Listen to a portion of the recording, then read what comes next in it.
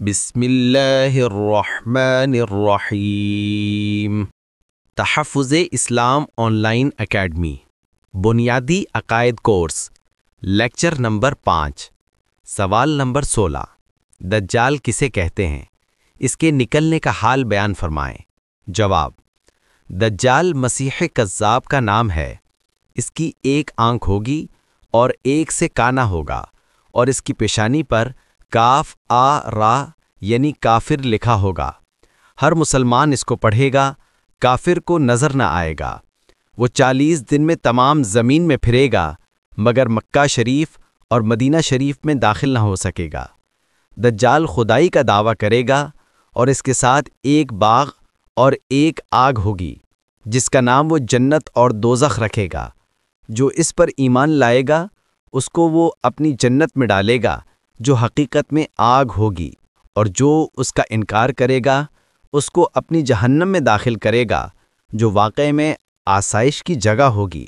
بہت سے عجائب یعنی حیرت انگیز چیزیں دکھائے گا، زمین سے سبزہ اگائے گا، آسمان سے بارش برسائے گا، مردے زندہ کرے گا۔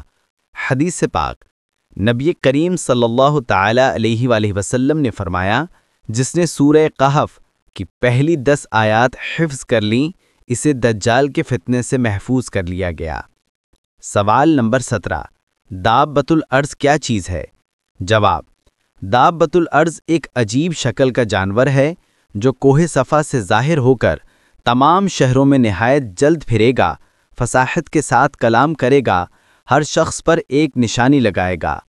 ایمانداروں کی پیشانی پر عصائے موسیٰ علیہ الصلاۃ والسلام کی ایک نورانی خط کھینچے گا، کافر کی پیشانی پر حضرت سلیمان علیہ الصلاۃ والسلام کی انگوٹھی یعنی انگوٹھی سے کالی مہر کرے گا۔ سوال نمبر 18۔ یاجوج ماجوج کون ہیں؟ جواب: یہ یافس بن نوح علیہ الصلاۃ والسلام کی اولاد میں سے فسادی گروہ ہیں۔ ان کی تعداد بہت زیادہ ہے۔ وہ زمین میں فساد کرتے تھے، ایام ربیع یعنی فصل پکنے کے زمانے میں نکلتے، سبزہ ذرا نہ چھوڑتے، آدمیوں کو کھا لیتے، اور جنگل کے درندوں، وحشی جانوروں، سانپوں، بچھوؤں کو کھا جاتے تھے۔ حضرت سکندر ذوالقرنین نے لوہے کی دیوار کھینچ کر ان کی آمد بند کر دی۔ حضرت عیسیٰ علیہ الصلاۃ والسلام کے نزول کے بعد جب آپ دجال کو قتل کر کے بحکم الہی مسلمانوں کو کوہ طور لے جائیں گے، اس وقت وہ دیوار توڑ کر نکلیں گے اور زمین میں فساد کریں گے، قتل و غارت کریں گے۔ اللہ تعالیٰ انہیں حضرت عیسیٰ علیہ الصلاۃ والسلام کی دعا سے ہلاک کرے گا۔ سوال نمبر 19۔ حضرت امام مہدی رضی اللہ تعالی عنہ کا کچھ حال بیان کریں۔ جواب: حضرت امام مہدی رضی اللہ تعالی عنہ حضور نبی کریم صلی اللہ تعالی علیہ وآلہ وسلم کی آل میں سے حسنی سید ہوں گے۔